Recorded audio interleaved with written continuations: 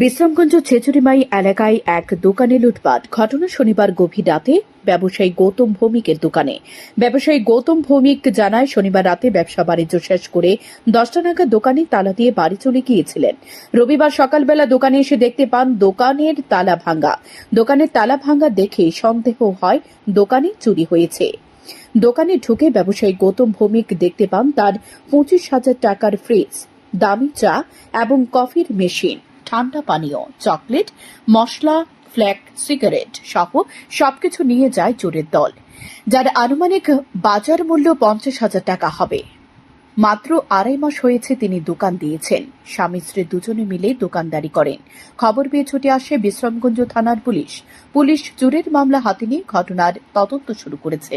আরে সকালে রাস্তা হয়েছে দেখে দোকান খুলে দেয়, কোনো মাল টাল নাই। কাস্টমার এসে দোকান তো মাল নেই, দোকানে কোনো মাল নাই।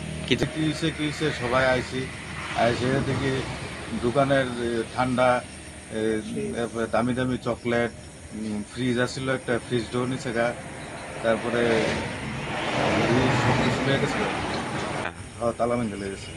ছেচুরিমাই জাতীয় সড়ক। আমার বড় ভাই, আমার নাম সত্যম মৌমিক। ছেচুরিমাই এলাকায় চুরির ঘটনাকে কেন্দ্র করে জাতীয় সড়কের পাশে ব্যবসা বাণিজ্য করা সমস্ত ব্যবসায়ীদের মধ্যে আতঙ্ক ছড়িয়েছে। শান্তন টিভি।